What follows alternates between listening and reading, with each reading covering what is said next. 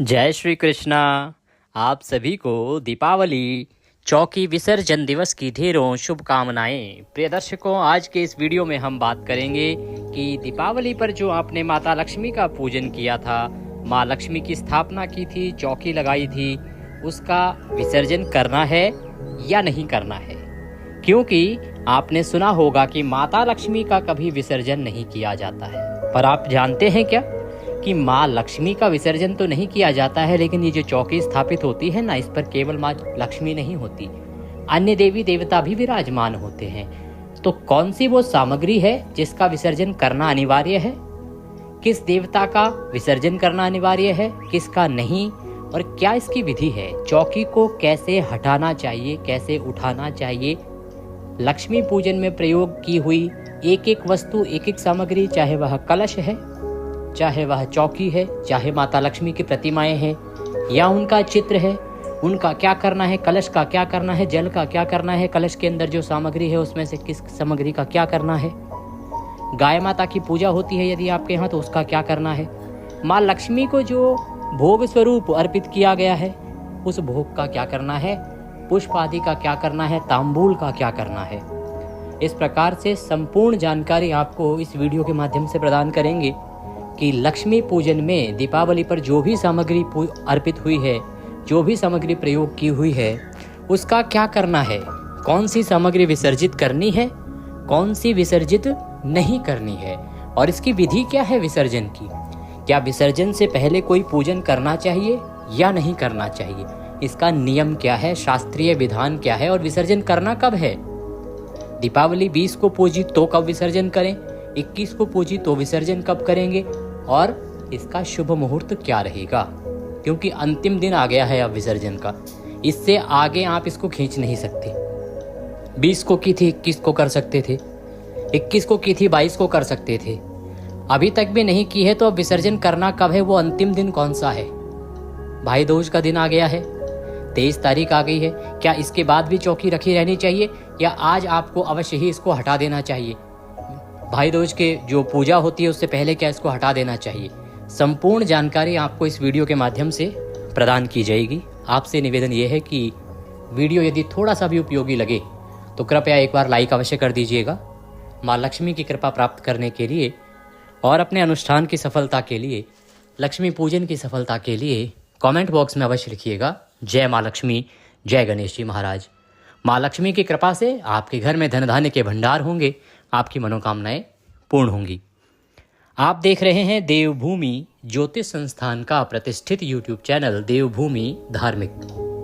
हम यहाँ पर सभी व्रत और त्योहारों की सही शास्त्रीय जानकारी प्रदान करते हैं। ज्योतिष शास्त्र और पंचांग के आधार पर आपको बताते हैं कौन सी तिथि कब है, व्रत आदि कब करना है, क्या विधि है, क्या नियम है और क्या गलती नहीं करनी है। यदि आप सभी व्रत और त्योहारों की सही शास्त्रीय जानकारी पाते रहना चाहते हैं तो कृपया चैनल को भी सब्सक्राइब कीजिए और बेल आइकन को प्रेस कीजिए।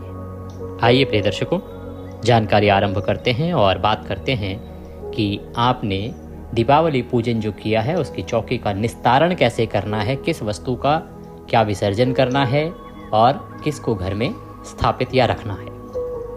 प्रिय दर्शकों, दीपावली पूजन आपने 20 को किया होगा या 21 को किया होगा।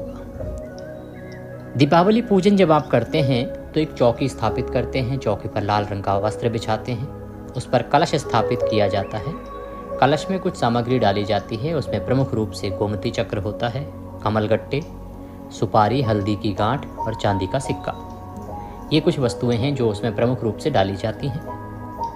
गंगा जल युक्त जल उसके अंदर भरा होता है, उसके ऊपर पूर्ण पात्र होता है, पूर्ण पात्र में गेहूँ या चावल या कोई अन्य अनाज भरना होता है और उसके ऊपर रखते हैं श्रीफल, नारियल। कलश के नीचे भी हमें अनाज, गेहूं या चावल आदि रखना होता है, उसके ऊपर कलश की होती है स्थापना, और फिर माता की स्थापना होती है, गणेश जी महाराज साथ में होते हैं और विधि विधान से पूजन किया जाता है। अखंड ज्योत अर्थात जो रात्रि भर ज्योत जलती है बड़ी, वह भी लगाई जाती है। इन सभी चीज़ों का निस्तारण कैसे करना है ये आपको बताते हैं।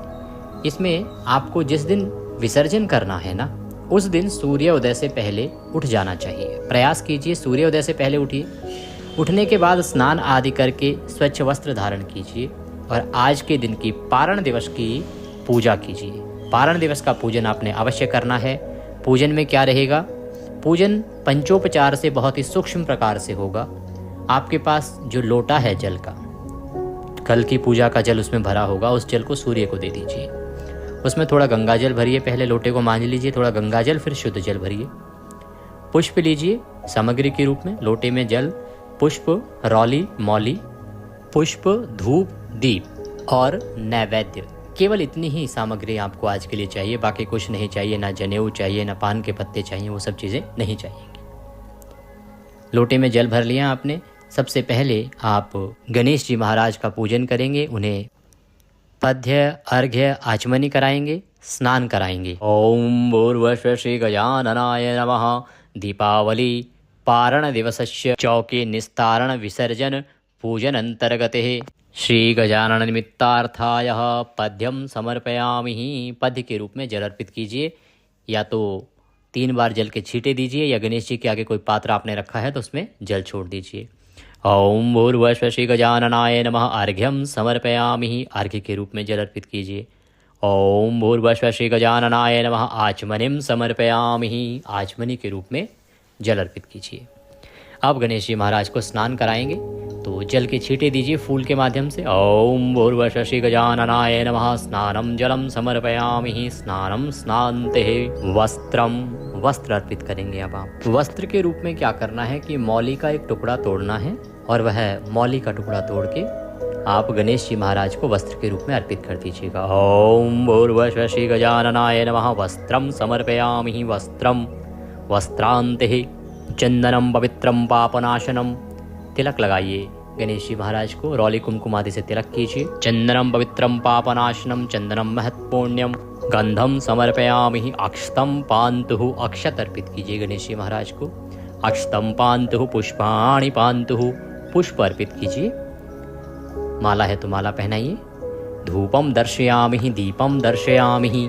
धूप दिखाइए गणेश जी महाराज को, दीप दिखाइए गणेश जी महाराज को। ये धूप और दीप अलग से आपने आज जलाने हैं पूजन शुरू करने से पहले। धूपम दर्शयामि। दीपम दर्शयामि। नैवेद्यम समर्पयामि। मुखभोजनार्थम। भोजन के रूप में नैवेद्य अर्पित कीजिए। जो भी आपके पास कोई मिठाई है तो मिठाई, फल है तो फल रख दीजिएगा। नैवेद्यम समर्पयामि। जलाचमनीम कुरुहु। और जलाचमनी कराइए। इस प्रकार गणेश जी का पूजन किया। अब आप माता लक्ष्मी का पूजन करेंगे। माँ लक्ष्मी का पूजन करने के लिए भी माँ को पद्य, अर्घ्य, आचमनी अर्पित करेंगे। अब यूं तो इसी प्रकार से अर्पित करना है, पर मंत्र कैसे होगा? अगर मैं ऐसे ही बोल दूं कि हाँ जी जैसे अभी गणेश जी की वैसे ही आप माता की पूजा कीजिएगा, वो अनुचित व्यवधान हो जाएगा। माँ की पूजा के लिए अलग मंत्र रहेंगे। तो आइए माँ को सबसे पहले पद्य, अर्घ्य, आचमनी अर्पित करते हैं। ओम भूर्भुवः श्री महालक्ष्मी नमः। दीपावली पूजन चौकी विसर्जन निमित्तार्थाय लक्ष्मी पूजन अंतर्गते श्री लक्ष्मी निमित्तार्थाय पद्यम समर्पयामि। पद्य के रूप में 1 चम्मच जल अर्पित कीजिए। ओम भूर्भुवः श्री महालक्ष्मी नमः। अर्घ्यम समर्पयामि। अर्घ्य के रूप में जल अर्पित कीजिए। ओम भूर्भुवः श्री महालक्ष्मी नमः। आचमनीम समर्पयामि। स्नानम, स्नान कराइए माँ लक्ष्मी को। स्नान के लिए जल अर्पित कीजिए या जल के छींटे दीजिए। स्नानम स्नान्ते। वस्त्रम, वस्त्र अर्पित कीजिए। वस्त्र के रूप में मौली का एक टुकड़ा तोड़िए, वह अर्पित कीजिए, या चुनरी आदि है तो कल आपने चढ़ाई होगी, आवश्यकता तो नहीं है, आपके पास है तो अलग बात है, अन्यथा केवल मौली अर्पित कर सकते हैं। वस्त्रम वस्त्रांते। चंदनम चंदनांते। चंदनम, चंदन लगाइए माता को, रौली कुमकुम आदि से तिलक कीजिए। ओम भूर्भुवः श्री महालक्ष्मी नमः। गंधम समर्पयामि। अक्षतम पान्तु। अक्षत लगाइए। अक्षतम पान्तु। पुष्पाणि पान्तु। पुष्प अर्पित कीजिए। पुष्पाणि पान्तु। धूप दीप दर्शनम। धूप दिखाइए, दीप दिखाइए। मुख भोजनार्थम नैवेद्यम समर्पयामि। जलाचमनीम कुरुहु। अब आप माँ को भोग के रूप में फल या मिठाई जो आपके पास है वह अर्पित कीजिए और जल अर्पित कीजिए आचमनी के रूप में। माँ लक्ष्मी का आपने पूजन किया पारण दिवस का।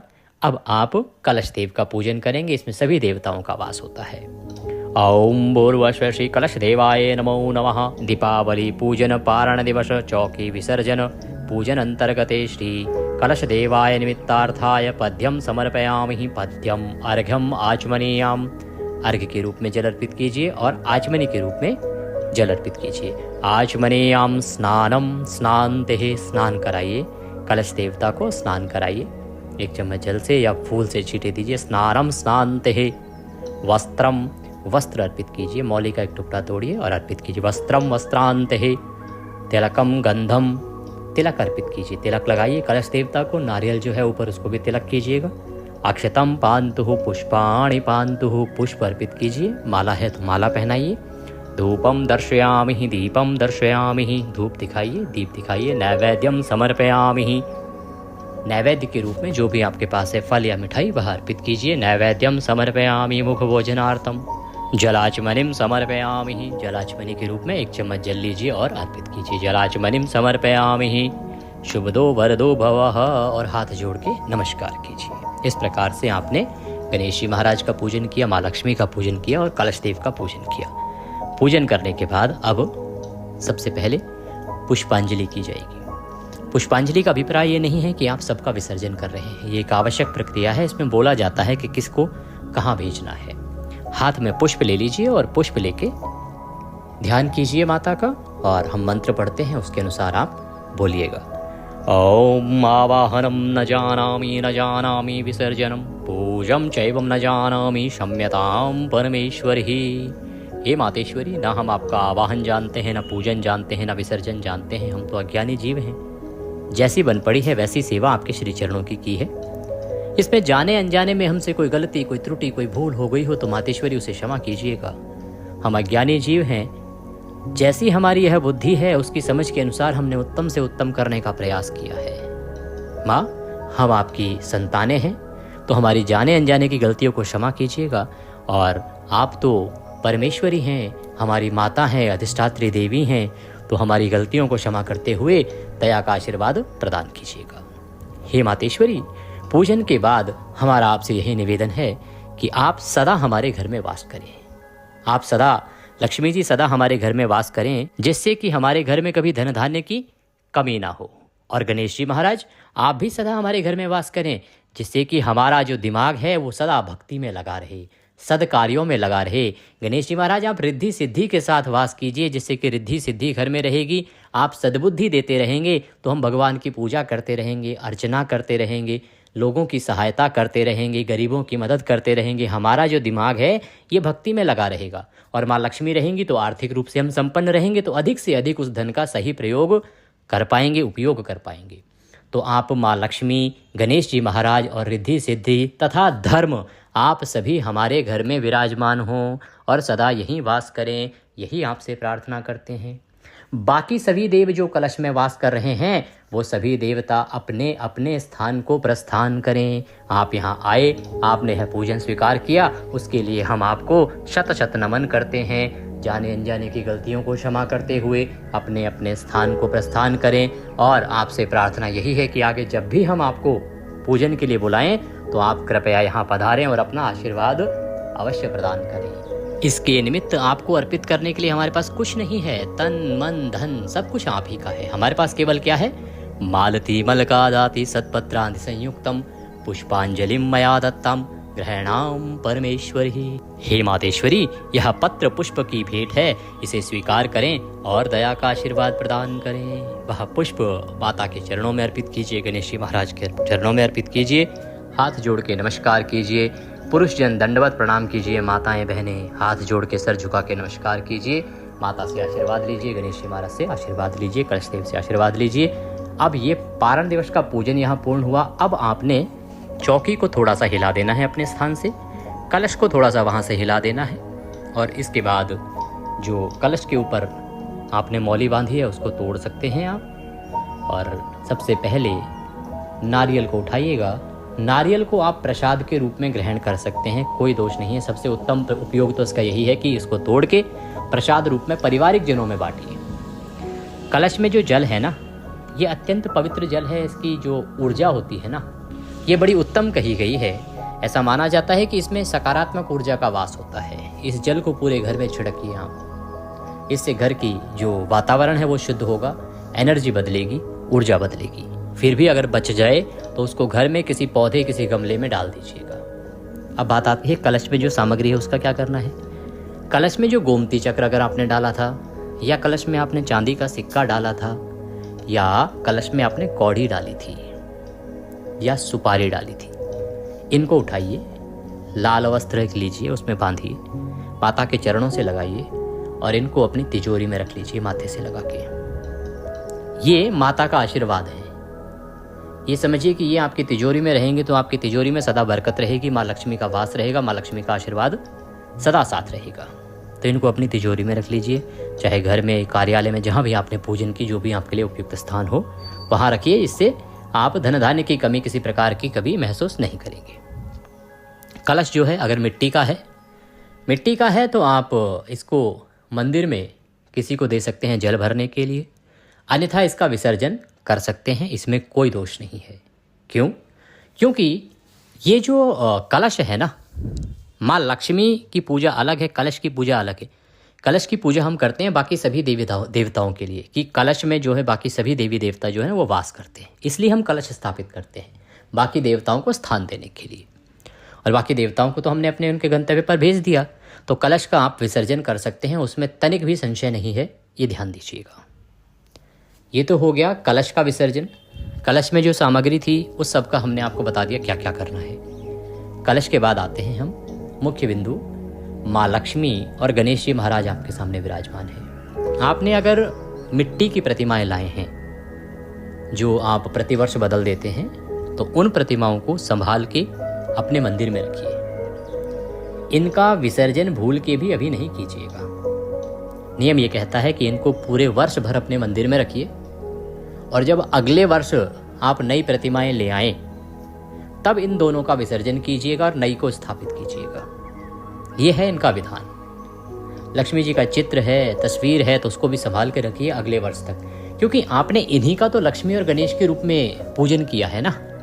अब अगर इन्हीं का हम विसर्जन कर देंगे तो फिर लक्ष्मी और गणेश किस रूप में स्थापित रहेंगे? तो इस भाव के साथ कि इनका आपने पूजन किया, यही माँ लक्ष्मी है, यही गणेश जी महाराज है, इन्हीं के साथ रिद्धि सिद्धि है, इनका प्रतिदिन अपने मंदिर में रखिए, पूजन कीजिए, क्योंकि तभी आपके घर में लक्ष्मी विराजमान रहेंगी, तभी गणेश जी महाराज और कभी धर्म, जब इनको आप अपने घर में रखेंगे। आप यदि चित्र लाए थे लक्ष्मी जी का, तो उस चित्र को भी अपने मंदिर में लगा के रखिए, विसर्जन न कीजिएगा। ये वो वस्तु है जिसका विसर्जन नहीं करना है। कलश में से जिन वस्तुओं का विसर्जन नहीं करना है वो मैंने आपको बता दी। अब आती है बाकी सामग्री। आपने जब पूजन किया होगा तो गाय माता का पूजन भी किया होगा। यहाँ पे गाय माता का पूजन बहुत सारे प्रांतों में, हरियाणा, राजस्थान, मध्य प्रदेश आदि कुछ प्रांतों में गाय माता का पूजन भी इस दिन किया जाता है। तो गाय माता को भी आप, चांदी की गाय माता होती है अमूमन सभी जगहों पर, तो वो तो आप संभाल के रखेंगे ही, अपने मंदिर में रखें चाहे तिजोरी में रखें, उसको उठा लीजिए और अपनी तिजोरी में रखिएगा, या जो आपके यहाँ उपयुक्त स्थान है वहाँ रखिएगा। इस दिन आपने पूजन में कुछ चांदी के सिक्के, ज्वेलरी आदि रखी होगी, उस सबको संभाल के अपने लॉकर में रख सकते हैं। उठाइए, माथे से लगाइए और उसको अपने स्थान पर रख दीजिए। पूजा में बहुत सारी सामग्री अर्पित की गई होगी, उसकी बात करते हैं। पूजा में जो भोग स्वरूप आपने माता को अर्पित किया है, क्या फल आदि अर्पित किए हैं, मिठाई आदि अर्पित की है, उस सबको परिवार के लोग प्रसाद के रूप में ग्रहण कीजिए।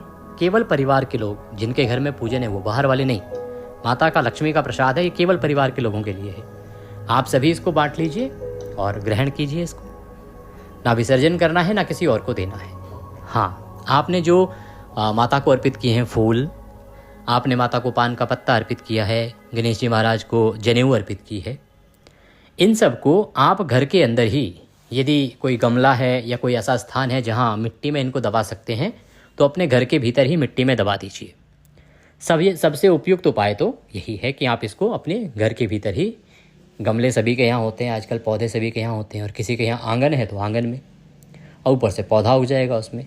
अपने घर में ही इसका निस्तारण कीजिए, बाहर विसर्जित करने के बजाय अपने घर पे रखिए। बात करते हैं जो दीपक आपने प्रज्वलित किया होगा, रात भर दीपक जलाया होगा, बड़ा दीपक, उस दीपक का भी आप विसर्जन कर सकते हैं।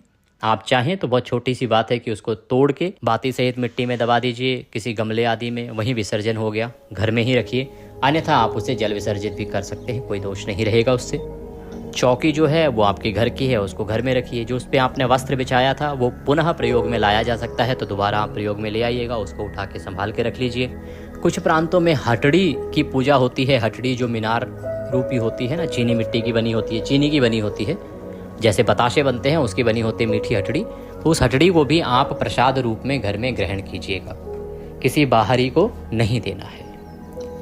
ये सारी सामग्री का मैंने आपको बता दिया क्या करना है और क्या नहीं करना है। ध्यान दीजिएगा, माता लक्ष्मी गणेश जी सदा घर में रखने हैं। चाहे मिट्टी की प्रतिमा है तो अगले साल विसर्जन होगा, और चांदी की है तो आप सदा रखिए अपने घर में, और प्रतिवर्ष उसी का पूजन कीजिए। आवश्यकता नहीं है कि नई लेके आइए। अब बात करते हैं कि विसर्जन करना कब है। मैंने लगभग सभी सामग्री का बता दिया है कि किसका क्या करना है। फिर भी कोई सामग्री रह गई हो, कोई वस्तु रह गई हो, तो आप कमेंट बॉक्स में लिख के पूछ लीजिएगा, मैं अवश्य ही उसके विषय में आपको बता दूंगा। नंबर आ रहा है स्क्रीन पर, उस पर भी आप पूछ लीजिएगा। एक चीज़ का ध्यान दीजिएगा कि अगर संभव हो तो जिस दिन आप इसका विसर्जन कर रहे हैं, पारण कर रहे हैं, चौकी उठा रहे हैं, उस दिन किसी ब्राह्मण को भोजन कराइए या ब्राह्मण के निमित्त दान दक्षिणा आदि दीजिए, और उसके बाद आप इसको कार्य को पूर्ण कीजिए। पूजन के बाद ये कर्म कीजिएगा, और फिर आप चौकी को हटा के उसका विसर्जन आदि कर सकते हैं, अपने स्थान से हटा सकते हैं। ये सर्वोत्तम उपाय है, सर्वोत्तम नियम है।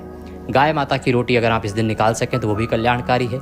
अगर आप हमारे लिए कोई भी दक्षिणा आदि अर्पित करना चाहते हैं तो आपकी स्क्रीन पर नंबर आ रहा है, उस पर भेज सकते हैं। QR कोड भी हमने आपको दिया है, उस QR कोड पर भी भेज सकते हैं। इस प्रकार से विसर्जन करना है। विसर्जन करना कब है? देखिए, विसर्जन के बहुत से नियम हैं, भिन्न भिन्न प्रांतों में नियम बदलते हैं। यदि आपने 20 को पूजन किया था तो 21 को तो आप ना तो चौकी को हटाएंगे ना विसर्जन करेंगे, इसका तो ध्यान रखना है।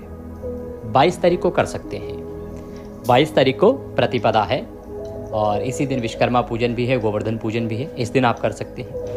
जो 22 को नहीं करेंगे वो 23 को कर दीजिएगा। कुछ प्रांतों में नियम भी यही है कि दौज की पूजा होती है ना, जहाँ जिन घरों में दौज की पूजा होती है, दौज माता पूजने से पहले चौकी का विसर्जन आदि कर दिया जाता है, चौकी आदि जो है वो उठा दी जाती है। इसीलिए आप इस दिन दौज पूजन से पहले चौकी का विसर्जन कर दीजिएगा। जिनकी स्थापना घर में करनी है उनकी स्थापना घर में कर लीजिएगा, ये निस्तारण कर लीजिएगा। कब करना है? 23 तारीख को, अंतिम तिथि है 23 तारीख। उसके बाद तक आपको चौकी नहीं रखनी चाहिए। भाई दूज की पूजा है, और इसी के साथ भाई दूज की पूजा के साथ ही ये जो 5 दिवसीय पर्व होता है ना, दीपावली एक दिन का पर्व नहीं, 5 दिवसीय पर्व है। ये जो धनतेरस से शुरू होता है और भाई दूज पर समाप्त होता है, ये इसके साथ पूर्ण हो जाएगा। बात आती है कि ये फिर समय क्या रहेगा, शुभ समय क्या रहेगा, कब करना चाहिए। वीरवार का दिन है, गुरुवार का दिन है, थर्सडे कहते हैं इसको। तो इस दिन पहला चौघड़िया उत्तम है, इसीलिए आप 6:30 से और 8 बजे तक कर सकते हैं, उत्तम समय है। इसके बाद जो उत्तम समय आएगा 3 घंटे हटा दीजिए तो 11 बजे के बाद, या सर्वोत्तम समय आएगा 12:30 बजे से और 3:30 बजे तक। इस समय में आप इसका निस्तारण कीजिए, विसर्जन कीजिए, बड़ा कल्याणकारी रहेगा। विशेष बात यह कि आने वाली जो एकादशी है, देवोत्थान एकादशी, बहुत महत्वपूर्ण एकादशी है। आपने निर्जला की महिमा समझी होगी, लेकिन निर्जला से बड़ी एकादशी है जो आ रही है। इसका पहला वीडियो मैंने अपलोड कर दिया है।